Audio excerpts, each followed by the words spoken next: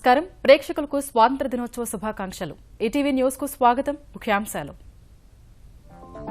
70వ స్వాతంత్ర వేడుకలకు సిద్ధమైన భారతావని కాసేపట్లో ఎర్రకోటపై త్రివర్ణ పతాకం ఎగరవేయనున్న మోదీ భారీగా భద్రతా ఏర్పాట్లు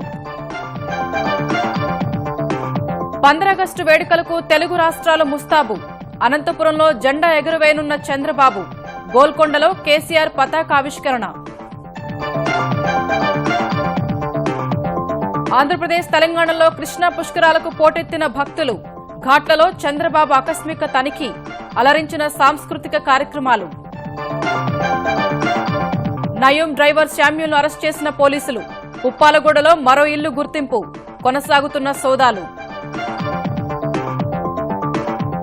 శ్రీకాళహస్తి మండలం ఇసుకగుంట వద్ద ప్రైవేటు బస్సు బోల్తా ముగ్గురి మృతి 30 మందికి గాయాలు త్రుటిలో ఒలింపిక్ పతకం చేజార్చుకున్న దీపా కర్మాకర్ జిమ్నాస్టిక్స్ వాల్ట్ ఫైనల్లో 4వ స్థానం క్వార్టర్స్ లో భారత హాకీ జట్టు పరాజయం బ్యాడ్మింటన్ ప్రీ క్వార్టర్స్ ఫైనల్స్ కు చేరిన శ్రీకాంత్ సింధు టెన్నిస్ కాంస్య పతక పోరులో సానియా జోడీ ఓటమి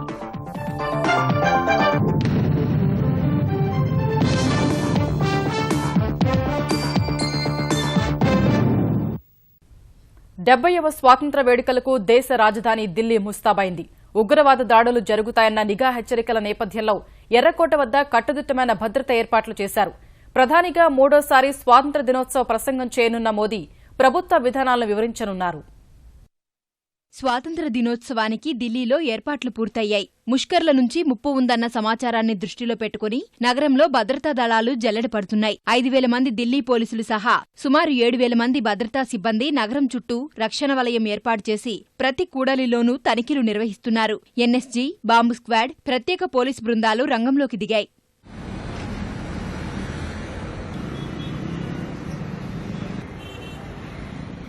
వేడుకలకు ప్రధాన వేదికైన ఎర్రకోట వద్ద 5 అంచెల భద్రతా వ్యవస్థ ఏర్పాటు చేశారు ప్రత్యక్షంగా వీక్షించడానికి వచ్చే వేలాది మందికి సౌకర్యాలు కల్పించే విధంగా ఢిల్లీ కేంద్ర ప్రభుత్వాలు ఏర్పాటు చేశాయి డ్రోన్ల సాయంతో భద్రతను పర్యవేక్షిస్తున్నారు ఎర్రకోట ఉపరితలంపై విమానాల రాకపోకలు పారాగ్లైడింగ్ హాట్ ఎయిర్ బెలూన్లు మానవరహిత విమానాలపై నిషేధం విధించారు ఎర్రకోట పరిసరాలను 200 సీసీటీవీ కెమెరాలు సహా హైమాస్ హై రెజల్యూషన్ కెమెరాలతో క్షుణ్ణంగా పరిశీలిస్తున్నారు వీటి కోసం 3 కంట్రోల్ రూములను కూడా ఏర్పాటు చేశారు భారత్ పరువు పేరుతో వారం రోజుల పాటు జరిగే కార్యక్రమాల నేపథ్యంలో రాజ్పథ్లోనూ భద్రత కట్టుదిట్టం చేశారు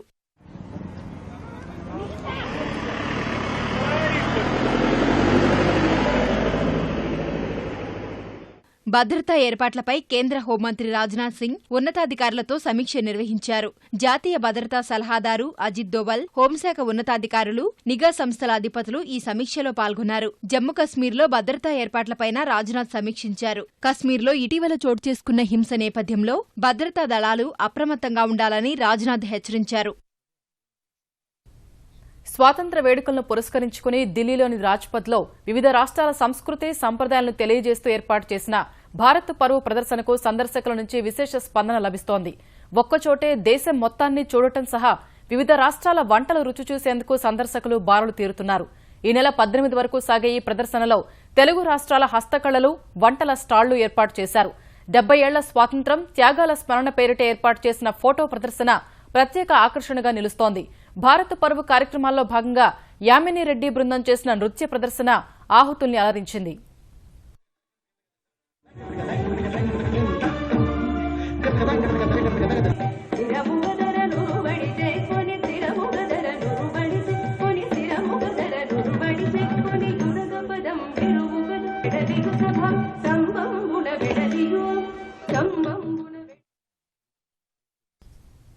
డెబ్బైవ స్వాతంత్ర దినోత్సవానికి ఆంధ్రప్రదేశ్ అనంతపురం నగరంలోని నీలం సంజీవరెడ్డి స్టేడియం సర్వాంగ సుందరంగా ముస్తాబైంది మరి కాసేపట్లో ముఖ్యమంత్రి చంద్రబాబు ఇక్కడ జాతీయ జెండా ఎగురవేయనున్నారు భారీ భద్రత ఏర్పాట్లు చేసిన పోలీసులు అనంత నగరాన్ని తమ ఆధీనంలోకి తీసుకున్నారు ఆంధ్రప్రదేశ్ ప్రభుత్వం స్వాతంత్ర్య వేడుకలను నిర్వహించనున్న అనంతపురంలోని నీలం సంజీవరెడ్డి స్టేడియాన్ని సర్వాంగ సుందరంగా తీర్చిదిద్దారు మైదానం మొత్తాన్ని ముగ్గులు పొడవైన త్రివర్ణ పతాకం ప్రభుత్వ పథకాల ఆకాశబుడుగలతో రంగులమయం చేశారు ముఖ్యమంత్రి చంద్రబాబు కాసేపట్లో జాతీయ పతాకం ఎగురవేస్తారు అనంతరం 10 కంటెండెంట్లు కవాతు నిర్వహిస్తాయి తర్వాత ప్రభుత్వ శాఖలకు చెందిన 14 శకటాల ప్రదర్శన ఉంటుంది.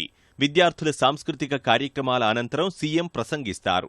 ముఖ్యమంత్రితో పాటు మంత్రులు, ఇతర ప్రముఖులు పాల్గొనే ఈ వేడుకకు పోలీసులు కట్టుదిట్టమైన భద్రతా ఏర్పాట్లు చేశారు. ట్రాఫిక్ ఆంక్షలు విధించారు. అన్ని ఏర్పాట్లు కూడా సరిగా చేశారు. సెక్యూరిటీ చెక్ దగ్గర నుంచి all arrangements they have made very well. They have done very good job. I appreciate everybody, including collector గారు, ఆల్ హిస్ టీమ్. స్వాతంత్ర్య వేడుకల నేపథ్యంలో అనంతపురం నగరాన్ని సుందరంగా తీర్చిదిద్దారు. ప్రధాన రోడ్లన్నీ చూడముచ్చటగా మారాయి. కార్పొరేషన్ ఆధ్వర్యంలో నగరం మొత్తం విద్యుత్ దీపాలతో అలంకరించారు. 70వ స్వాతంత్ర్య వేడుకలను ఘనంగా జరుపుకునేందుకు హైదరాబాద్ గోల్కొండ కోటలో తెలంగాణ ప్రభుత్వం ఏర్పాట్లు పూర్తి చేసింది. కాసేపట్లో ముఖ్యమంత్రి కేసీఆర్ జాతీయ పతాకాన్ని ఎగురవేయనున్న నేపథ్యంలో పోలీసులు కట్టుదిట్టమైన ఏర్పాట్లు చేశారు. హైదరాబాద్తో పాటు చుట్టుపక్కల ప్రాంతాల్లో ఐసిస్ కదలికలు, నయూం ఎన్కౌంటర్ తదనంతర పరిణామాల నేపథ్యంలో పోలీసులు ముందు జాగ్రత్త చర్యలు చేపట్టారు. గోల్కొండ కోటను భద్రతా దళాలు ఇప్పటికే తమ ఆధీనంలోకి తీసుకుని అణువణువు గాలిస్తున్నాయి. స్వాతంత్ర్య వేడుకలను వచ్చే వీఐపీలకు ప్రత్యేకంగా ఏర్పాట్లు చేశారు. వాహనాలు నిలిపేందుకు పార్కింగ్ సదుపాయం కల్పించారు. ఆంధ్రప్రదేశ్లో ఆదివారం కృష్ణా పుష్కరాల సందర్భంగా లక్షలాది మంది పుణ్యస్నానాలు ఆచరించారు. విజయవాడలోని ప్రధాన ఘాట్లు యాత్రికులతో కిక్కిరిసిపోయాయి. దేవాలయాలు భక్తులతో నిండిపోయాయి. ముఖ్యమంత్రి చంద్రబాబు ఘాట్లలో ఆకస్మిక తనిఖీలు చేయగా సాయంత్రం వేళ ఏర్పాటు చేసిన సాంస్కృతిక కార్యక్రమాలు అలరించాయి. పుష్కరాల 3వ రోజు భక్తులు పోటెత్తారు. విజయవాడలోని ప్రధాన ఘాట్ల వద్ద ఎటు చూసినా జన ప్రవాహమే కనిపించింది. పొరుగు రాష్ట్రాల నుంచి కూడా యాత్రికులు తరలివచ్చారు. పుష్కరాలు ఘాట్లలో ఆకస్మిక తనిఖీలు చేసిన ముఖ్యమంత్రి చంద్రబాబు అధికారుల పనితీరును స్వయంగా పరిశీలించారు. దుర్గాఘాట్ వద్ద ఏర్పాట్లు, సమస్యలపై సీఎం భక్తులను అడిగి తెలుసుకున్నారు.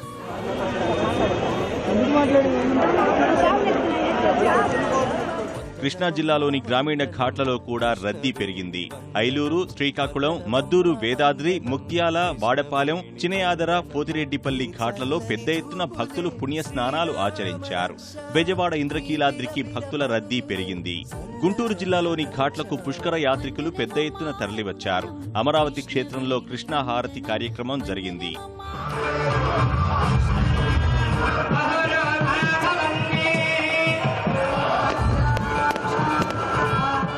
కర్నూలు జిల్లా సంగమేశ్వరంలో పుష్కర ఘాట్లను కలెక్టర్ పరిశీలించారు.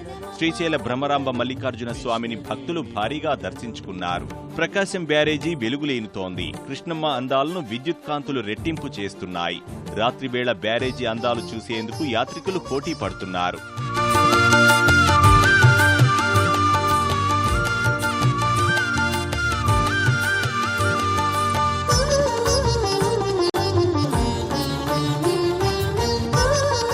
కృష్ణా పుష్కరాల సందర్భంగా సాయం వేళలో నిర్వహిస్తున్న సాంస్కృతిక కార్యక్రమాలు ఆనందాన్ని పంచుతున్నాయి.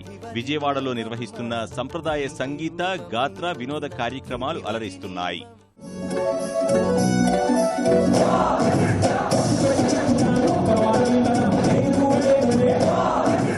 శ్రీశైల పుణ్యక్షేత్రంలో సంగీత దర్శకురాలు ఎంఎం శ్రీలేఖ బృందం భ్రమరాంబ మల్లికార్జున స్వామివార్లపై కీర్తనలు ఆలపించారు. పలు చిత్రాల్లో పాటలు పాడి భక్తులను అలరించారు. అమ్మా శరణం శరణం ధ్యాసంతా నీవేగా, అమ్మా స్మరణం స్మరణం శ్వాసంతా నీ. కృష్ణా పుష్కరాల 3వ రోజు గుంటూరు జిల్లా పెనుమూడి ఘాట్కు భక్తులు పోటెత్తారు. ఆదివారం సుమారు 60,000 మంది పుణ్యస్నానాలు ఆచరించారు. గుంటూరు, కృష్ణా జిల్లాల నుంచి పెద్ద సంఖ్యలో యాత్రికులు ఇక్కడికి తరలివచ్చారు. కైకలూరుకు చెందిన శతాధిక వృద్ధురాలు తన 7వ పుష్కర స్నానాన్ని పెనుమూడి వద్ద చేశారు. రేపల్లె పరిధిలోని పలు గ్రామాల నుంచి గ్రామ దేవతలు, ఇలవేల్పులను సాంప్రదాయ వాయిద్యాలు, సాంస్కృతిక కార్యక్రమాలతో ప్రదర్శనగా తెచ్చి ఘాట్లో స్నానాలు చేయించారు. కృష్ణమ్మకు హారతి ఇచ్చిన ఎమ్మెల్యే అనగాని సత్యప్రసాద్ పుష్కర నగర్లో ఏర్పాటు చేసిన స్టాళ్లను పరిశీలించారు.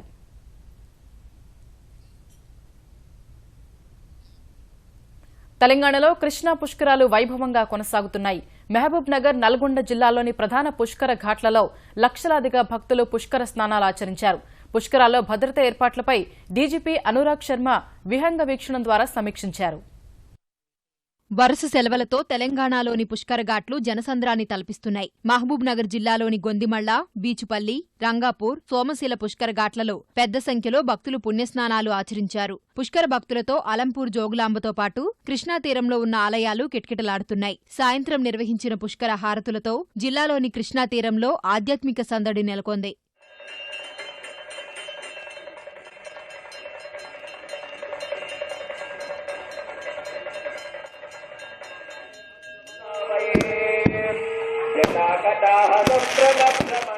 నల్గొండ జిల్లాలోనూ పుష్కర శోభ వెల్లివిరుస్తోంది. జిల్లాలోని 28 పుష్కర ఘాట్లలో ఆదివారం ఒక్కరోజే 4,32,000 మంది పుణ్యస్నానమాచరించారు. నాగార్జునసాగర్, వాడపల్లి, మట్టపల్లి పుష్కర ఘాట్లు భక్తులతో సందడిగా మారాయి. మట్టపల్లి నారసింహ క్షేత్రం, పానగల్ ఛాయా సోమేశ్వర ఆలయం, వాడపల్లి శివాలయానికి భక్తులు పోటెత్తారు.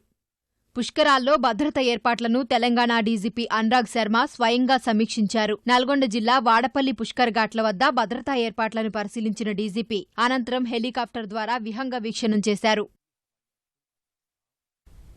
ఆంధ్రప్రదేశ్లో ఏర్పాటు చేసిన ఉన్నత విద్యాసంస్థలు పూర్తిస్థాయిలో పనిచేయడానికి అవసరమైన నిధులు సత్వరం సమకూర్చాలని ముఖ్యమంత్రి చంద్రబాబు కేంద్ర మానవ వనరుల శాఖ మంత్రి ప్రకాష్ జవదేకర్ను కోరారు. మరికొన్ని విద్యాసంస్థలను సకాలంలో ఏర్పాటు చేయాలని గుర్తు చేశారు. పుష్కరాలకు వచ్చిన జవదేకర్తో భేటీ అయిన చంద్రబాబు విభజన హామీలు గుర్తు చేసి సాయం చేయాలని విజ్ఞప్తి చేశారు. ప్రతి తరగతి గదిని ఎలక్ట్రానిక్ క్లాస్ రూమ్గా మార్చడానికి ప్రయత్నిస్తున్నామని తెలిపిన చంద్రబాబు క్షేత్రస్థాయి కార్యక్రమాలకు అదనపు మార్కులిస్తున్నట్టు వివరించారు.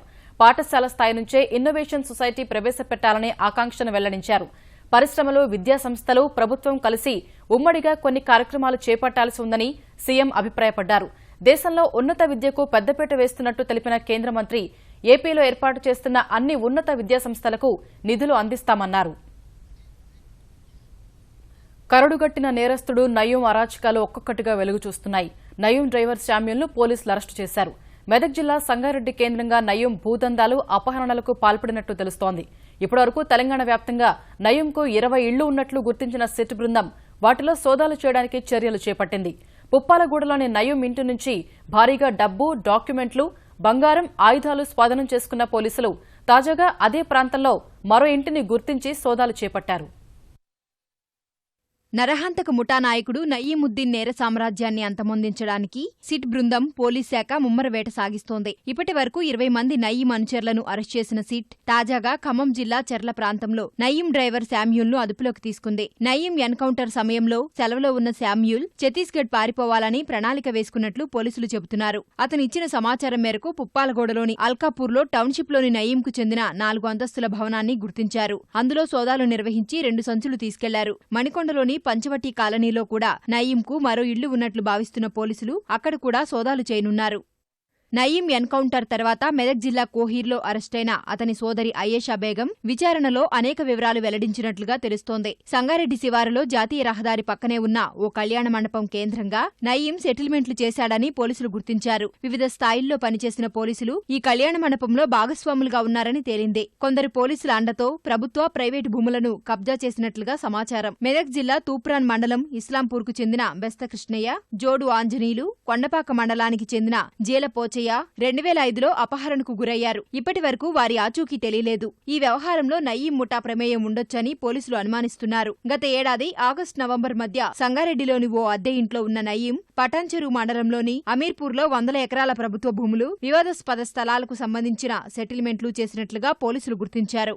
ప్రస్తుతం తెలంగాణలో నయీం అనుచరులను పట్టుకోవడంపైనే పూర్తిగా దృష్టి పెట్టినట్లు వెల్లడించిన సిట్ అధికారి నాగిరెడ్డి ఆ పని పూర్తయితే ఇతర రాష్ట్రాల్లో ఉన్నవారిపై నిఘా పెడతామని వెల్లడించారు. నార్సింగ్, షాద్నగర్, వనస్థలీపురం, మిర్యాలగూడ ప్రాంతాల్లో అరెస్టైన నయీం అనుచరులను ఈ నెల 16 నుంచి కోర్టు ద్వారా కస్టడీకి తీసుకుని మరింత లోతుగా విచారించాలని సిట్ భావిస్తోంది.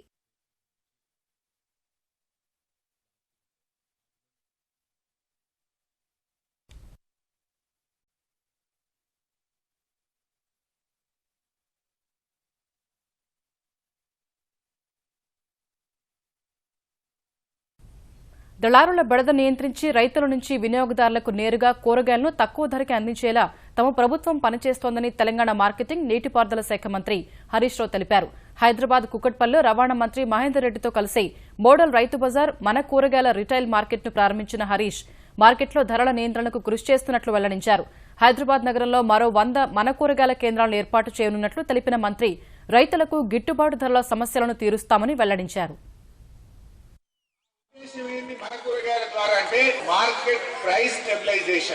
ప్రభుత్వం రైతుల నుంచి నేరుగా కూరగాయలు కొని వినియోగదారుడికి అందించడం మన ప్రభుత్వం యొక్క లక్ష్యం. రైతు నష్టపోవద్దు, వినియోగదారుడికి తక్కువ ధరకే కూరగాయలు లభించాలి. దీంట్లో ఉండే బ్యూటీ ఏంటంటే మధ్య దళారి లేడు, రైతు ప్రభుత్వం అంతే. రైతు పండిస్తాడు, ప్రభుత్వం తెచ్చి మీ కూరగాయలు అందుబాటులో పెడుతుంది. గత యూపీఏ ప్రభుత్వ అసంబద్ద నిర్ణయాల వల్లే ఆంధ్రప్రదేశ్కు ప్రత్యేక హోదాపై గందరగోళం నెలకొందని పౌర విమానయాన శాఖ మంత్రి అశోక్ గజపతిరాజు విమర్శించారు. విజయనగరం జిల్లా నెల్లిమర్ల సాంఘిక సంక్షేమ డైట్ కళాశాలలో డార్మిటరీని ప్రారంభించిన ఆయన తప్పుడు నిర్ణయాలతో విభజన వల్ల ఆంధ్రప్రదేశ్ అనేక సమస్యలు ఎదుర్కొంటోందని ఆవేదన వ్యక్తం చేశారు. ఇలాగే విభజన గురి కాలే. డివిజన్ ఎలాగైందని ఫైనాన్స్ కమిషన్ రిపోర్ట్ తీసుకో. 5 సంవత్సరాల్లో 1,18,000 crore surplus Telangana, 23,000 crore deficit Andhra Pradesh. ఆ తల్లి పిల్ల కాంగ్రెస్ దండమే పెట్టాలి.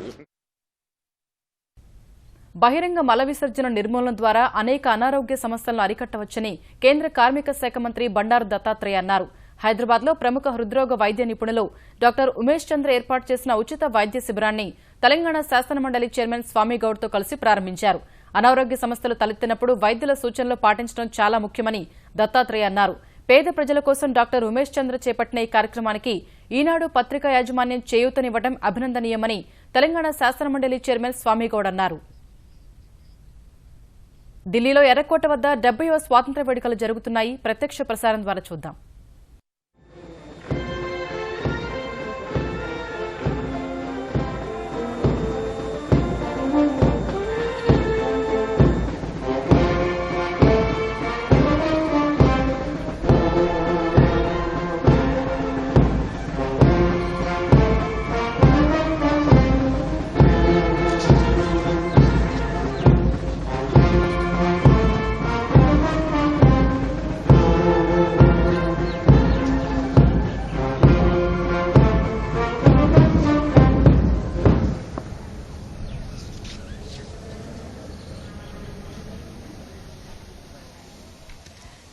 The inspection of the Guard of Honour complete, the Prime Minister makes his way through the Lahore Gate, also referred to as the Lahori Gate. And then he will be escorted through ramparts of the Red Fort, where the flag hoisting will take place and the Prime Minister will address the nation. A lovely gentle morning breeze also here, welcoming all those who arrived for this very, very special day. These are the VIP stands on either side of the dais.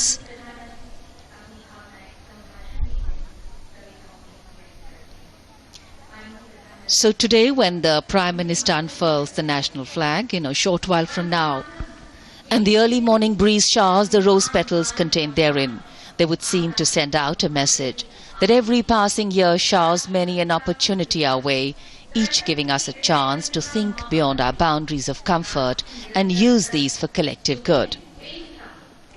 You can now see the Prime Minister being escorted towards the lift from where he will reach the first level of the ramparts.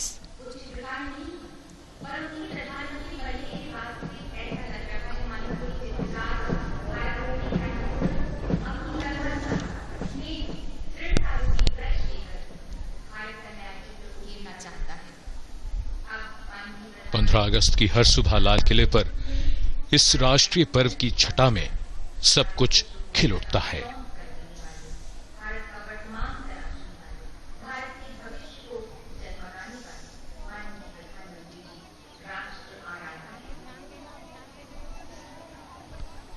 लाल किले की प्राचीर के सामने लगभग 3,500 स्कूली बच्चों और 700 NCC cadets ने बनाया 70 का अंक और प्रधानमंत्री का लाल किले की प्राचीर पर आगमन.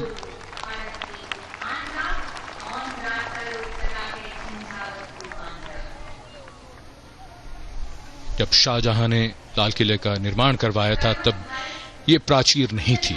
इसका निर्माण बाद में औरंगजेब ने करवाया.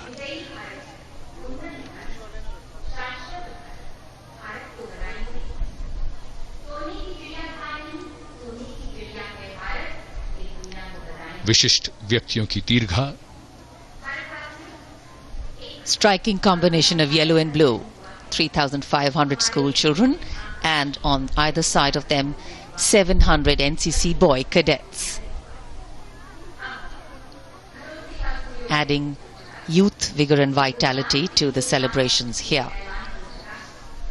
On the 15th of August 1947, India kept her tryst with destiny. Midnight bore her the precious gift of freedom. Mahatma Gandhi and many other freedom fighters taught India to dream of independence and then throw a bridge between that dream and reality. And slowly but surely, on 15th of August 1947, Indians walked across that bridge. राष्ट्रभक्ति से ओतप्रोत है पूरा वातावरण. पीछे गौरवशाली इतिहास है तो आगे उज्जवल भविष्य. आजादी पाने के लिए देश की कई पीढ़ियों ने बलिदान दिया. उन सभी देशभक्तों को याद करने का आज बहुत बड़ा अवसर है हमारा स्वाधीनता दिवस. जन जन के मन में उमंग है, उल्लास है. देश के लिए कुछ योगदान देने के प्रण करने का दिन है. विदेशी राजनयिक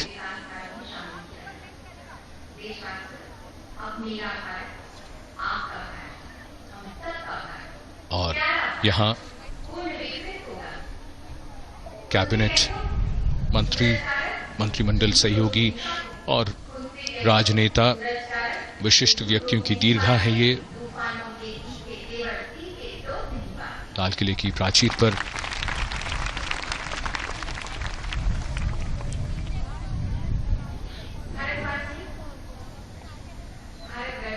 शानदार सुबह चौमासे में यहां और भी खिल उठा है पूरा वातावरण. खिले खिले पेड़ पौधे. आज मौसम बिल्कुल साफ. ऐसा लगता है पूरी प्रकृति हमारे इस राष्ट्रीय पर्व को मनाने में जुट गई है. What's also so really beautiful about the weather today, there's a gentle cloud cover which is just perfect for stopping the sun from becoming too harsh. And of course, excitement and a lovely early morning breeze. When India declared her independence to the world, her founding fathers knew that to sustain and endure, we would have to adapt and understand change, to preserve the nation's ideals of liberty, equality and justice. लाल किले के लाहौरी दरवाजे के ठीक सामने चांदनी चौक, यहां का पूरा इलाका सर्वधर्म संभाव की अनूठी तस्वीर पेश करता है. जैन मंदिर जिसमें पक्षी चिकित्सालय भी है, उसी के साथ गौरी शंकर मंदिर, उसके आगे गुरुद्वारा सीसगंज, फिर बैप्टिस्ट चर्च, आर्य समाज मंदिर और ये जामा मस्जिद का दृश्य जो लाल किले के दिल्ली दरवाजे के ठीक सामने. आर्य समाज मंदिर, गुरुद्वारा सीसगंज,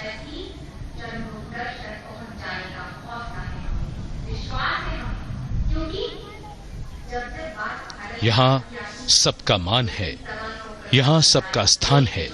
ये हिंदुस्तान है.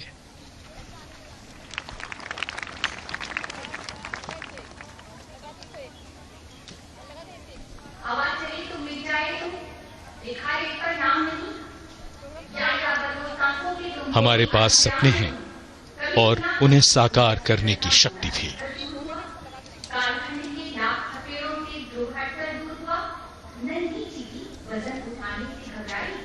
So right in front of the school children, you just saw our camera panning a view of the inter-services and telepolice guard of honor, which will play the national anthem during the flag hoisting.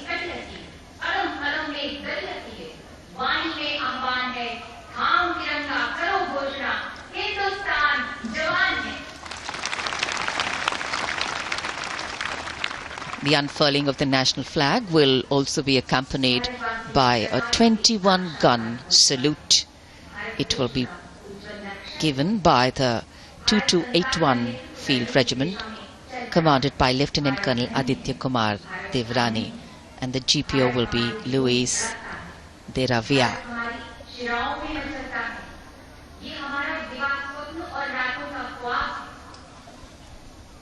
ये एहसास हमें रोमांचित करता है कि हम जो चाहते हैं उसे पाने के अवसर आज पहले से ज्यादा हैं।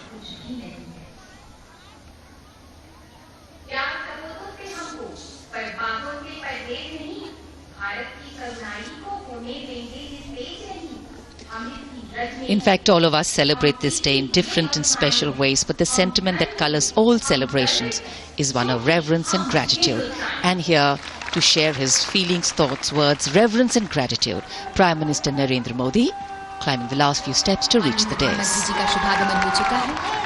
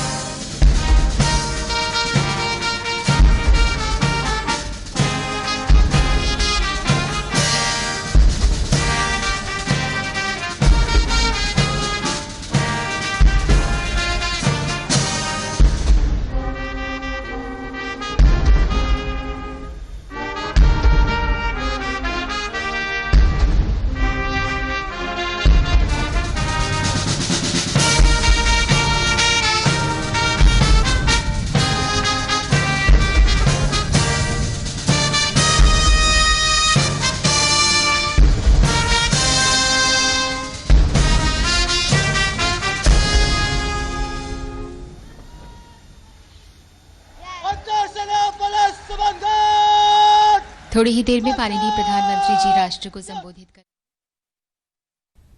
ఈటీవీ న్యూస్ సమాప్తం. నమస్కారం.